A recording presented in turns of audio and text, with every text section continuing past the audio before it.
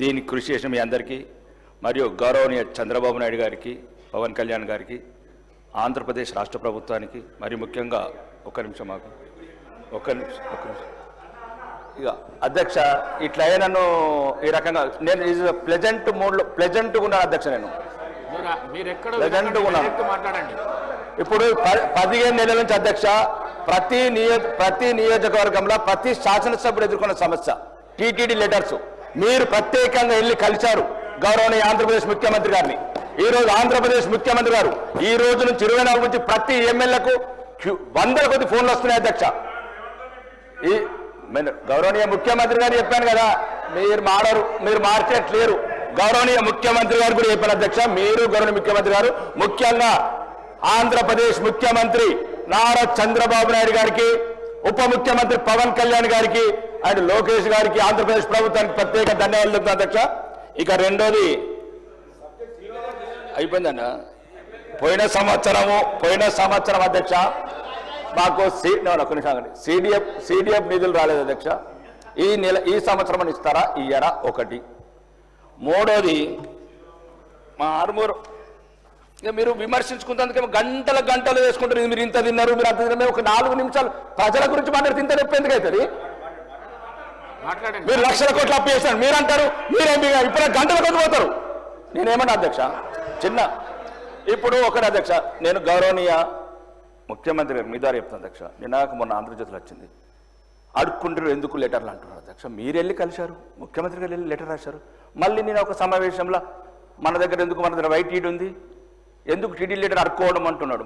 ఒకటి అధ్యక్ష, ఇది రాష్ట్రాల మధ్య ఒరిస్సా వాళ్ళు మన యాదాద్రి గుట్ట కత్తున్నారు, వేములవాడ వెంకటేశ్వర స్వామి దగ్గర, వేములవాడ రాజరాజేశ్వర స్వామి దగ్గర కత్తున్నారు. ఈ ధర్మము ఈ మతం ఒకరికి సంబంధించింది కాదు అధ్యక్ష. ఈ రాష్ట్ర వాళ్ళు ఆ రాష్ట్ర పోతారు, ఆ రాష్ట్రం ఒకటి. దయచేసి ఇట్లా అన్నారు అనుకో, మళ్ళీ కారం వచ్చినట్లకు ఎందుకు ఇచ్చిన లెటర్లని ఇట్లా దయచేసి ఇట్లాంటి మాటలు మాట్లాడకూడదు. ముఖ్యంగా ఇక 15 నెలలు అయింది అధ్యక్ష. దయచేసి గౌరవనీయ ముఖ్యమంత్రి గారు, మంత్రులు ఆ పదం బంద్ చేయండి అధ్యక్ష. అప్పులు అప్పులు అప్పులు అప్పులు ప్రజలకు అర్థమైపోయింది అధ్యక్ష, రాష్ట్రం అప్పుల పాలైపోయిందని. ప్రతిరోజు ఏ మంత్రి ఏ సమావేశంలో ఉన్నా నిరుత్సాహపడుతున్నారు రాష్ట్ర ప్రజలు. చాలా మందికి అర్థమైపోయింది ఇప్పట్లో కొన్ని రావు. మీరు రోజు చెప్పే అవసరం లేదు ప్రజలకు. ఇప్పుడు ఏదో నారాయణ చైతన్య గారు నెంబర్ వన్ రోజు అదేనా అధ్యక్ష?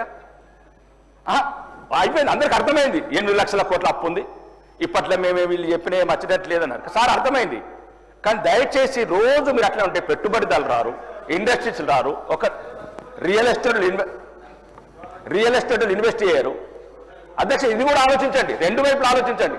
అప్ప ఒక్క రోజులో తీరేది కాదు అధ్యక్ష, అది ఉన్నది అప్పు ఒక్క రోజు తీరేది కాదు. తర్వాత ఎట్లనో తీసి తీర్దాము, లేకపోతే ఏమంటే భూములు అమ్మేద్దాం, అది 400 ఎకరాలు బట్టి ఇంకో 4000 ఎకరాలు అమ్మేద్దాం, అయిపోతుంది.